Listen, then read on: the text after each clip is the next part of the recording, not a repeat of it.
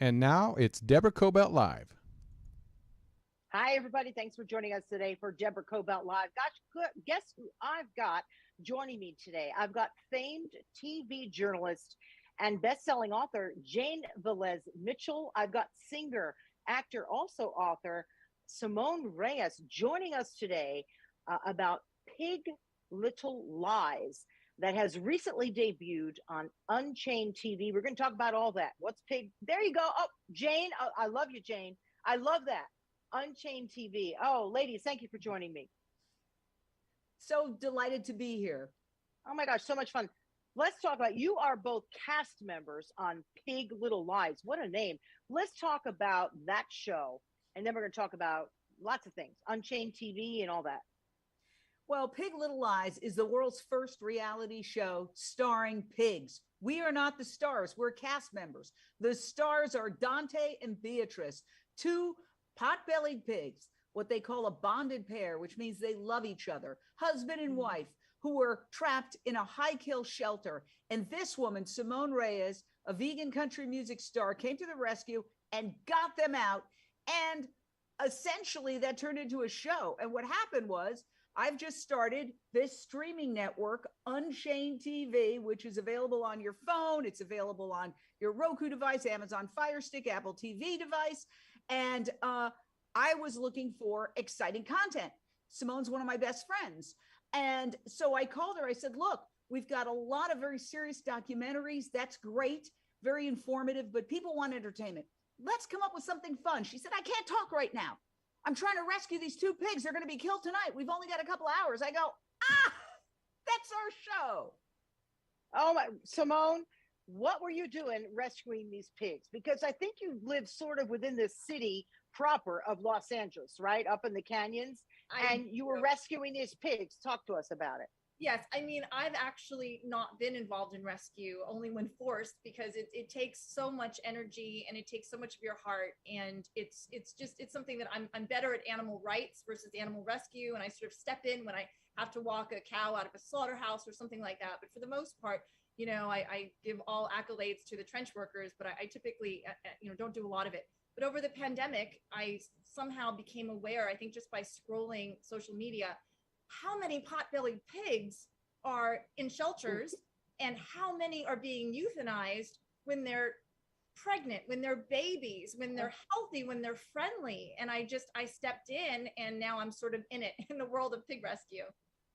And talk to us. Yeah, wait, hang on. Go ahead. Jane, you go. You're the guest. I just wanted to say, one of the things that we point out in our show, which is not a serious informational, a finger-wagging show, it's really fun and entertaining, but it comes up that the breeders breed these pigs that are pot-bellied pigs, and then they sell them when they're babies, and they claim that they're micro pigs. There's no such thing as micro pigs. So they commit basically fraud. They sell them to people who bring them to their apartments and think, oh, I've got a micro pig, how cute. And then the pig starts growing and growing and growing. They don't know what to do. They dump them at the shelter. Oh, talk to me about pot-bellied pigs. What are their personalities like?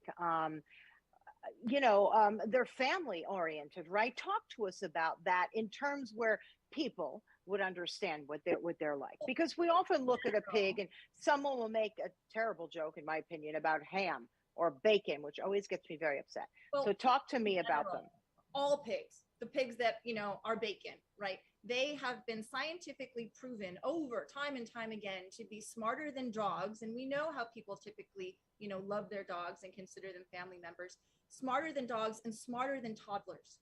They literally have that capacity, that intelligence, that so having them in the home actually, works out well when they're small, right? Because they're very, very clean, right? That's an impression that people don't have about pigs.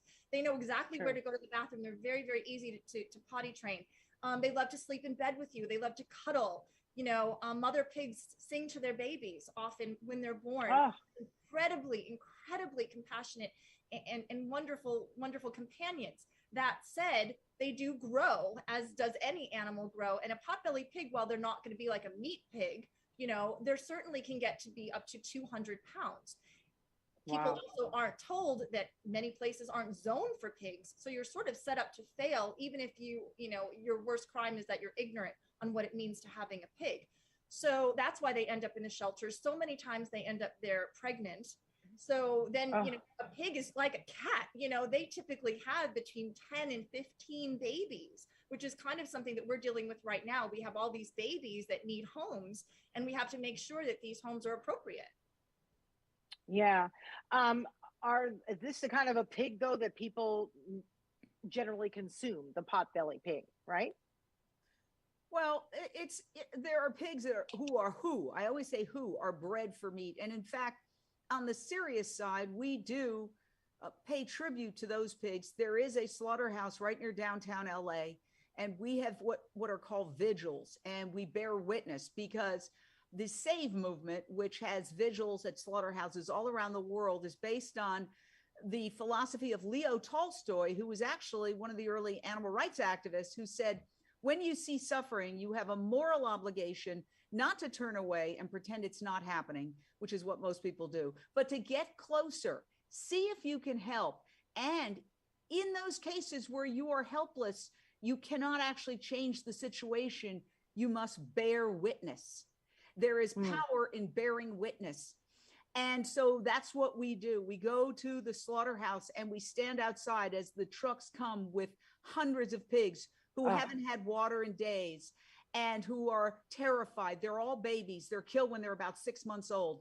And we put our hands, when we can, just quietly and say, we love you. We're so sorry. And we give them water whenever possible. This is a global movement. It's called the SAVE movement, founded by a PhD, Anita Krines, in Toronto, Canada, who was a student of Tolstoy and who just happened to walk by a truck bearing a lot of pigs on the way to slaughter. She made eye contact with the pig and she made a moral vow. And she said, I will bear witness to your fellows who will come on these trucks time and again.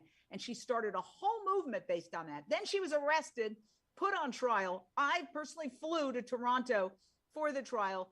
The charges against her were thrown out. And when she walked out of that courtroom, she was surrounded by a scrum of media. I'm excited to say that Unchained TV was the only media going live at the time.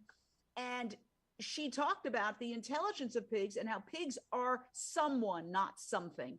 And this is what we're trying to do with our show. We're trying to show people, because, psychologists say you can finger wag at people and say, bah, bah, bah, bah, bah. The defense mechanisms go up. But when they connect the dots on their own, so this is a fun show. It's a dramedy, Pig Little Lies. There's hilarity, there's drama, there's suspense. But then during the process, hopefully the viewers will connect the dots and see, wow, this couple, they love each other. That's why they're named Dante and Beatrice, from the famous 14th century epic poem, The Inferno, by Dante. And so they see that these animals love each other and they have families and they want to stay together. Every family is torn apart in modern day food animal agriculture. Every single family. For us to drink the breast milk of a cow, a baby calf has to be removed from her mother immediately after birth. And they scream and the mothers scream. So why shouldn't we have plant-based milk? If we could go through life causing less suffering, why wouldn't we? And that's from the founder of Farm Sanctuary, one of the first farm sanctuaries in America. And let's talk about what happens to that little baby cow. That calf becomes veal. And it breaks my heart. I mean, if anyone has ever seen that video where the baby is literally just born and they scoop up the baby and take it away, and the mama cow is just running after the truck, it's horrible. For those people who say, look, I'm eating meat, I'm eating my chicken, you're not going to stop me.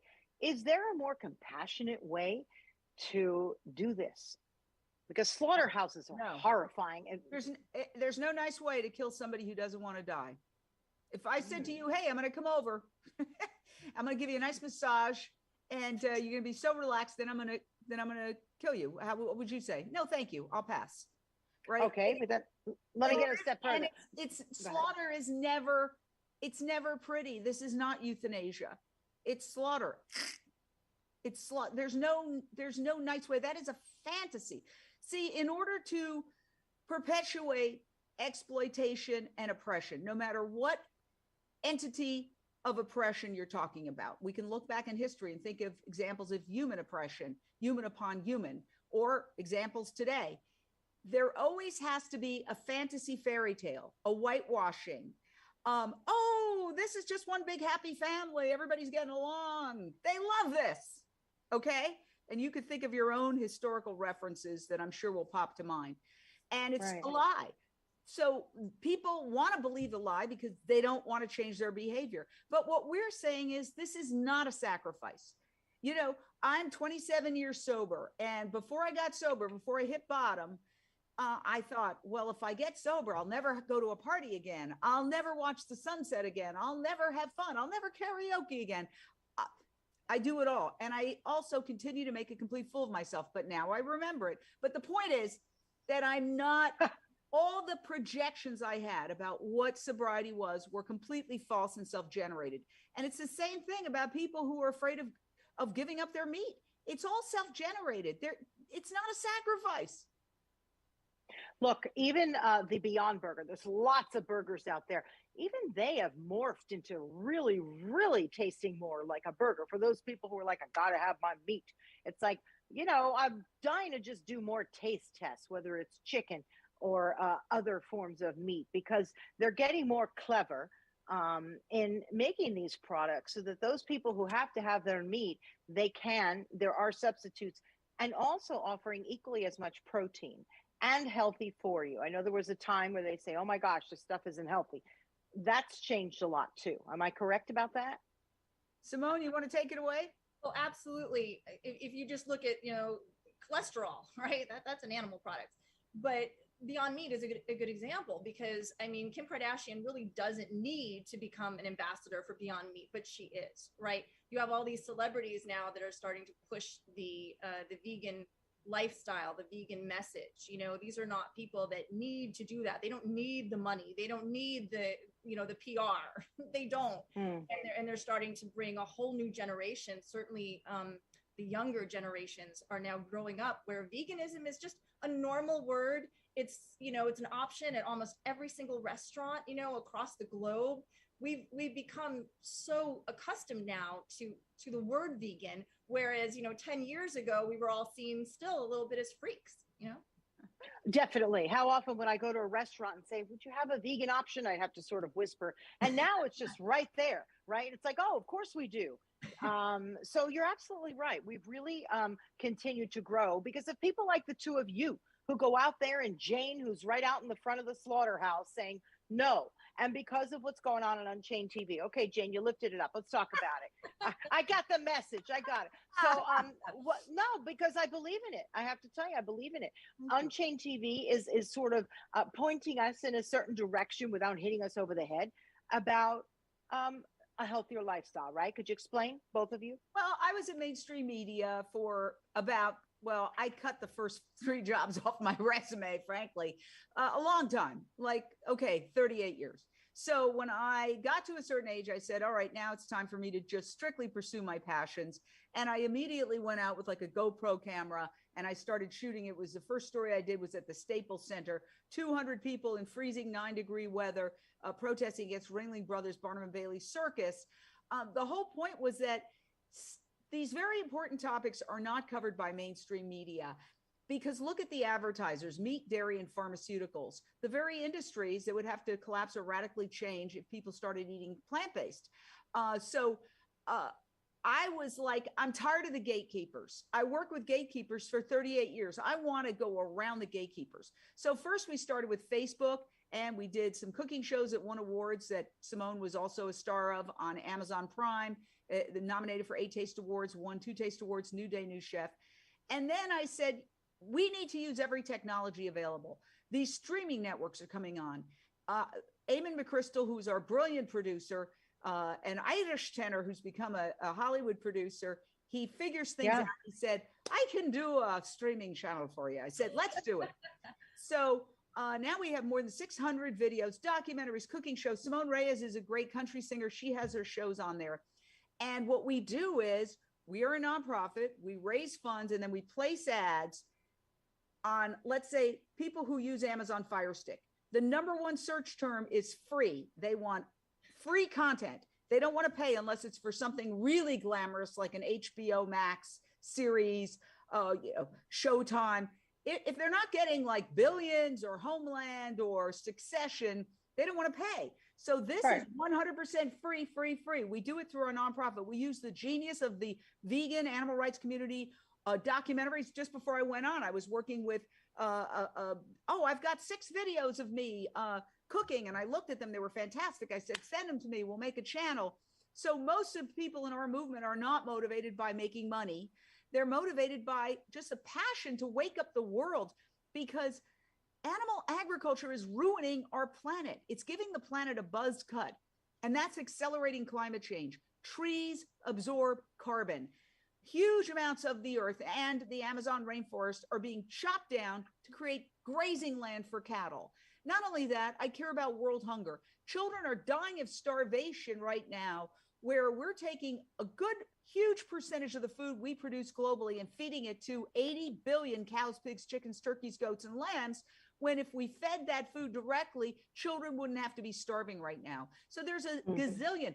California, the drought. Do they talk about the couple of million cows here in California who are pooping and ruining our waterways and also drinking huge amounts of water? No, the local news will talk about, well, we've got the almond fields. The cows are using so much more water, but they don't talk about it because look at the commercials. I know, absolutely. Now we have to take a quick break because this show. No, it's so funny when you said that. I thought, oops, I have to go to a commercial, but I do have to go to a commercial. This is being sponsored by Annie's Beads. It's all good for you, vegan. It's like kind of crocheting, making your earrings and stuff like that. So if you don't mind, we're going to a 1-minute break and then we'll be right back. Okay, guys? Tony, if you have our commercial ready, here we go for Annie's Beads. Thank you. I love individual jewelry pieces, and I recently discovered Annie's Kit Clubs and started making stunning earrings and necklaces that are all one of a kind. Each kit comes directly to my home, complete with real stones, pearls, crystals, and semi-precious gems to create any style from casual to formal. Kits are beginner friendly, they come with all supplies and instructions, but you know what? It doesn't end there. Annie's Kit of the Month Club also includes crochet and knitting clubs to make your own socks, gloves, and afghans. There's also a creative girls club, a young woodworkers club, so much more. Get 75% off of your first month of a kit subscription with the promo code DKLive75. Go to Annie'sKitClubs.com and discover a relaxing, unique way to create something truly special for you and your family. That's DKLive75 to get 75% off. All right, thank you for that commercial with Annie's. And I actually do make some of my jewelry. I wasn't sure if it would be some. Now I'm sort of obsessed with it, I have to tell you. So thank you for that little break. But we were talking about the health of our state, the health of our country, the water that we're consuming, all because of the big manufacturing with animals, pushing animal meat. But don't you think you're finally, both of you, having an effect with programming, with video, with the way things are happening, the way animals are slaughtered is truly disgusting. I don't know how anyone can think that that's okay and then go pick up a burger. I'm not quite sure about that. Don't you think finally people like yourselves are having an effect? And go ahead, put up the sign, Unchained TV, because there you go. There you go. I like it. So I'm a big fan. So that's why I said that. Don't you think? Of course. And the gift to the animals is social media. The gift to the animals is Instagram and Facebook and TikTok and everything. Because, you know, when we were all coming up, right, as activists, we had phone trees. We didn't even have a way to reach out to our friends and let them know, you know, where a protest was or something like that. And growing up, you know, the media has hidden all of it from us, right? They don't show us how an animal is, you know, dying in a transport truck. They don't show us how they're screaming, you know, in terror right before they're pushed, you know, into the slaughterhouse. They don't show us any of that. But because of very brave activists and very brave organizations who actually fund undercover investigations, we can go directly to the source, directly to the consumer by showing them these things on Jane, right? On Jane's network, on Unchained TV, and on countless other ways on social media. And what that does is it lets the entire public in the back door. And that is something that no meat or dairy industry wants you to enter from the back door. I've stood in a slaughterhouse myself and had to bear witness inside the slaughterhouse. You're never the same again, right? The PTSD from that is insane. But when you actually even see one photograph can change somebody's life, it can make them vegan. One video, even the audio from a video of a slaughterhouse can change somebody's life forever. And in turn, that can save hundreds of animals during their lifetime, not to mention how many they save just by telling people the stories of animals. I've gone to see Ingrid Newkirk speak so many times. She's the co-founder of PETA. And, she doesn't do a lot of statistics. People tend to kind of, they don't want to hear it, right? How many animals are killed in every hour and every second. But she tells their individual stories, right? She tells what it's like from the perspective of a pig that she met or a cow that she met, and tells their story. And now that people can make that connection between an animal who has exactly the same, ability to feel fear and terror and love and compassion, that's how we're getting this movement growing to a place where people are actually raising their children vegan, and they will never know what it's like to taste an animal or ingest the fear and the suffering and what that means for their bodies. Jane, you were talking to me about cell-based meat. Is that what it's called? Yes. Talk to me. What is that? Well, I'm a big believer in it because you're right. There are these militant meat eaters is what I call them. And they use a lot of arguments that really don't hold up. I'm a carnivore. I've got those canines. I don't know about you. Our teeth are not actually those long canines that a wolf has. And if you were a carnivore, when you saw roadkill, when you were driving past, you smell a little roadkill, you said, I'm going to pull over and I'm going to eat that right there. You would salivate to try to eat raw meat. And we don't do that. We have to disguise it. We have to cook it. We have to put all sorts of things on it in order for us to want to eat it. So this is really just conditioning. And we don't want to judge. I wasn't born vegan, and most people aren't born vegan. So it's been a learning process. I look back on the days when I ate lobster and think, what was going through my mind? Nothing. I wasn't thinking. Okay. You weren't thinking. So I don't want to come up from here like, nobody does it perfectly, right? We're going through a modern world. However, this is really in one's self-interest, okay? Every day I see people, the ambulance comes and somebody goes out in a gurney, okay? That's generally a heart attack. It's the leading killer. And that is pretty much, unless you're a rare genetic disposition problem, your arteries getting clogged with plaque, which is from cholesterol, which is in animal products. Go through the supermarket aisles. There's always zero cholesterol on all vegan products. Now, when Beyond Meat came out, some of the broadcasters were pounding their chests because they're carnists. They're representing a viewpoint, even though they may think they're objective. And they started talking about it's processed.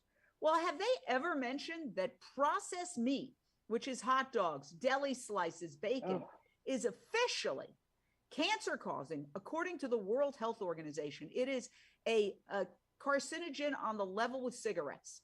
They never mention that, right? But then you smush some peas together, you put it into a patty and say, here, eat this, and add a few little ingredients to make it taste like meat. Oh, that's processed.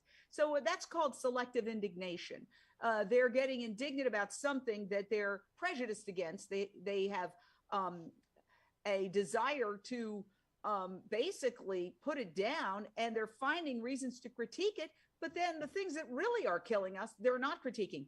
By the way, the New York Times on February 27th came out with a front page story that was pretty much ignored by all other mainstream media that said the overwhelming conclusion of the scientific community is that the COVID-19 pandemic started in the Wuhan wet market, which is a retail slaughter market where wild and domestic animals and their blood and pus, urine, etc., were mixing with people. It jumped from animals to humans. So here we are going, oh my God, the pandemic, and what a horror. My heart goes out to everybody who suffered. But the human desire to eat animals is what put us there. Now, I have some friends who held a very dramatic protest called Eating Animals Causes Pandemics. And they marched in New York City with sirens and bells and outfits and signs and video from news organization to news organization. Zero coverage. That's why we started Unchained TV. I love you, Jane. I just do. I just think you're amazing. Now, you just put on that news person hat, and boy, did that come out, right? Because I know what that's like, right? You sort of put that hat on, and it's like, and you're running down the street, you're covering this. Let me talk. I want to talk about your career as well, Simone, because it's incredible, and I love your music. But I want to talk a little bit about journalist to journalist here. Your career is incredible. I used to watch you when I lived back east. You're quite an amazing woman. You've written 4 books, including a memoir. But your journalist career, if you could just very quickly sort of walk us through, if you could possibly do that over 35 plus years, would you? Well, as my ex-husband would say, and now I'm an out lesbian, by the way, if we're letting it all hang out, that's what I am. I'm a recovering alcoholic, an out lesbian. I'm sober, vegan, lesbian. Well, maybe the husband calls you to drink. What can I say? We're still friends. We're still friends. No, I know. I'm being silly. I'm being silly. All these years. I married my best friend. You know, it happens. Anyway, okay. I grew up in Midtown Manhattan, right across from Carnegie Hall. I graduated from NYU. My first job was in Fort Myers, Florida. Great town. This is the disco 70s. I would disco all night and go to work the next day. Then I got a job in Minneapolis for 2 years. Froze. And nice people, but it is very cold. 45 below zero with the wind chill. And I didn't even know what a defroster was when I arrived there. Then I ended up in Philly. Then I ended up back in New York, my hometown, worked there at WCBS for 8 years, reporter, weekend anchor. Then I got a job because my buddy David Goldstein and my friend Dorothy Lucy, they had moved to LA, and David recommended me. They were looking for an anchor, and I got a job at KCAL TV as a weekday anchor next to Jerry Dunphy, who is a legend. He's like a legend in local news. He's not with us anymore, but he was a lot of fun to work with. I was working on the Paramount lot. That was my first job when I moved out here as KCAL 9 News as a reporter on the Paramount lot. Oh my gosh, it was such a great place to work. By the way, it was right near Astro Burger too. Remember that? But everybody used to run to Astro Burger to get their food. But anyway, so go ahead. And I think that was before I came after you were at KCAL. I'm pretty sure. But go ahead. It was great. It was the Paramount lot. I had my own parking spot on the Paramount lot. I thought, I've died and gone to heaven. This is fabulous. And Astro Burger on Gower had vegan burgers because the guy who ran the burger joint had a heart attack or some horrible problem, and he started selling vegan items. That was one of the places you could get it. Anyway, then I worked there for 12 years. Management changed eventually, and I ended up leaving. And I then worked at Celebrity Justice, which we would have every morning. Where's the celebrity? Where's the justice? And then bingo, maybe if I work with PETA, because the celebrities literally would run from us. I'm not proud to say this, but I've chased a few celebrities in my life with cameras. I started working with PETA. We started doing animal stories because some celebrities like Robert Redford pushed aside his publicist to talk to me about the military sonar impacting the whales.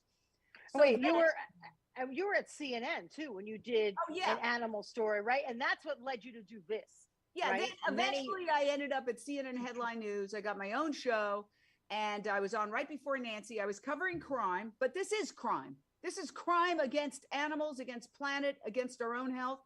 So every week I would do a Friday segment on animals, and it was very impactful. It was one of my greatest accomplishments personally to be able to get these.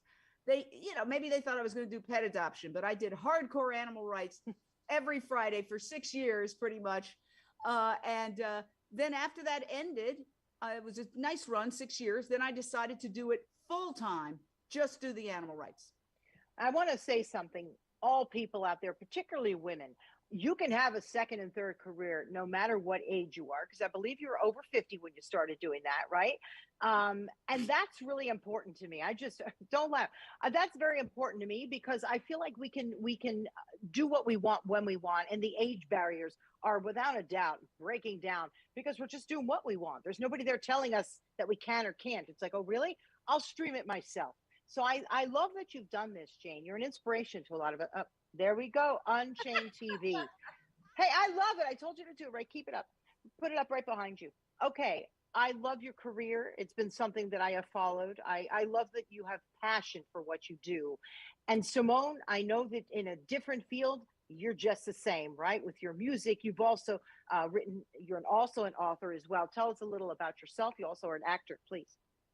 Well, yeah, I mean, I guess we're all actors on some level when we do reality TV. So I did some reality TV a while back.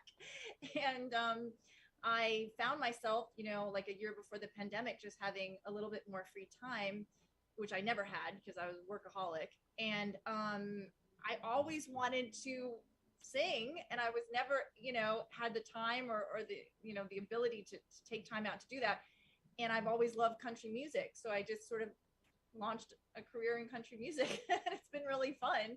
And it's also been interesting because, being a country music fan, basically 99.9% of country artists on their Instagram, they're always holding a dead deer or, going hunting, fishing. I mean, it's very, very, very prevalent in that community. And so to sort of, be able to love country music, but also be a vegan country music singer, I'm hoping that eventually I'll be able to, really, meld the two together so that it can be, you can love country music and also love animals and respect animals. You also mentioned something earlier about pot-bellied pigs being eaten. While they're not typically what because I just want to make sure I address that.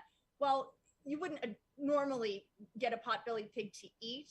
That does not mean that people will not, that's true. Answer an ad, to a good home for a pot-bellied pig and kill it and eat him or her. That is absolutely true. I mean, listen, people eat squirrels, right? I mean, any animal that's always a risk, for sure. Yeah, I agree. How did you two meet? Oh, well, through the activism, because prior to the pandemic, again, people think, oh, it's such a serious lifestyle. No, we go to galas all the time. We go to the PETA Gala, the Mercy for Animals Gala, the Farm Sanctuary Gala. We go to Veg Fest. We go to vegan street fairs. It's fun. It's such a great social, people don't realize it's such a great social club. And so we met that way. And I have to say that one of the things that I love to do is travel as well. I haven't done that in the last couple of years, but when you're a vegan traveling and you use the Happy Cow app, it takes you in so many different directions instead of just being in that tourist line where you're just directed. I'll never forget, I was in Vienna and I was looking for this particular vegan restaurant, following the Happy Cow app. They give you the directions and walking. And all of a sudden I come to this courtyard and it's a communal restaurant where there's only one meal served and you sit in these big outdoor tables, and it was people from the neighborhood. And all of a sudden we were talking and having this magical experience that we never would have had if we weren't vegan. So I love it. The road less traveled, and that makes all the difference. Yeah. Well, gosh, you're both just such a delight. I love the two of you. And I know that you recently had a get together or gala or whatever. Next time you do one of these, Jane, please, both of you, include me, because I'll come and I'll support. I will. I will. In fact, one of our friends, right, Mark Thompson, was I think did something with you, and he's such a dear friend. In fact, I got to call him and yell because somewhere along the line I didn't end up getting that invitation. So well, that's we're going to do it every year because we're a 501c3 nonprofit. So I don't take a salary. We're pretty much an all volunteer. I don't like to say the word army, but we're an all volunteer team. Like 35 people volunteered to have that fabulous party. A woman who has a fabulous home in the Encino area opened her doors. Videographers came and volunteered their time. Everybody volunteered. And so that's how it is. Everybody's motivated by passion. I just want to say one last thing. The big networks are spending billions of dollars on their streaming networks, and we are doing it on a shoestring because we're using this incredible talent of people like Simone, she did this all for free. I think maybe I bought you a veggie burger at one point. But it's all for free. Everybody's working for free because if our planet is uninhabitable, what difference does it make if you have $1 billion? Unless you have a spaceship to another planet. I mean, literally, we are breaking boundaries left and right. And the mainstream media doesn't make the connection between animal agriculture and climate change. They always talk about fossil fuels. Yes, that's a problem. But the United Nations years ago issued a report called Livestock's Long Shadow, where they established that animal agriculture causes more greenhouse gas emissions than all transportation combined. And yet you hear not a word about it. So that's another reason. Literally, I mean, it is almost insufferable in parts of the world in terms of trying to live your life in the extreme heat and the extreme. And this is just the appetizer, not to mention the drought, not to mention crop failures. When I interview people all the time. Unchained TV, we do interviews with people. I'm going to be interviewing an expert in drought on Monday. This guy says, you know, when the temperatures hit a certain level, there will be massive crop failure. Not only that, 1 out of every 3 bites of food that we take depend on pollination. With our chemicals and with the extreme climate and the development and animal agriculture, we're wiping out so much of the wildlife that we are going to have a collapse. We're already seeing it. There's widespread hunger around the world, and we couldn't find it. It doesn't happen often until it's right on somebody's plate and the plate is empty. You know that. People need to see it right in front of their faces. And while it is happening, and I know it, you know it, and Simone knows it, for some people, they have to be hit on the head. So keep up the work. Keep up the work with Unchained TV. Pig Little Lies, I believe it's 5 episodes right now. It's fantastic. I love these little guys. They're just this little couple, I should say. They're just so adorable. And we have to get the word out there, right? I mean, Unchained TV should be a 24/7, well, it is, channel where we're giving programming about what you're talking about everything. And in terms of that rocket, I can think of 2 guys who are going to take a rocket out of here. But the rest of us, we're here. And this is what we have to deal with, and we can all do something about it. Gosh, thank you both so much. Jane Velez-Mitchell, Simone Reyes, Unchained TV, Pig Little Lies. It has been a pleasure to have you both on. I appreciate it. Thank you for having us. Mwah. Back to you. And you too, Simone. You're both just darling. Yeah. I look forward to seeing you both soon. And let's continue this dialogue. It's important to me as well. I appreciate it. Oh, yes. Thank you. Bye. And yes, and you can see our show, hang on before you go, on all platforms. We stream live on YouTube, on Facebook, on IGTV, and then we put it over into the audio form as a podcast as well, so you can listen to us. Deborah Kobylt live. Thanks for being here, and we're going to end our show with another commercial here from Annie's. Thanks, everybody. See you next time. Bye-bye. I love individual jewelry pieces, and I recently discovered Annie's Kit Clubs and started making stunning earrings and necklaces that are all one of a kind. Each kit comes directly to my home, complete with real stones, pearls, crystals, and semi-precious gems to create any style from casual to formal.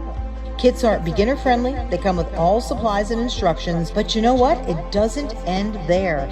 Annie's Kit of the Month Club also includes crochet and knitting clubs to make your own socks, gloves, and afghans. There's also a creative girls club, a young woodworkers club, so much more. Get 75% off of your first month of a kit subscription with the promo code DKLive75. Go to Annie'sKitClubs.com and discover a relaxing, unique way to create something truly special for you and your family. That's DKLive75 to get 75%.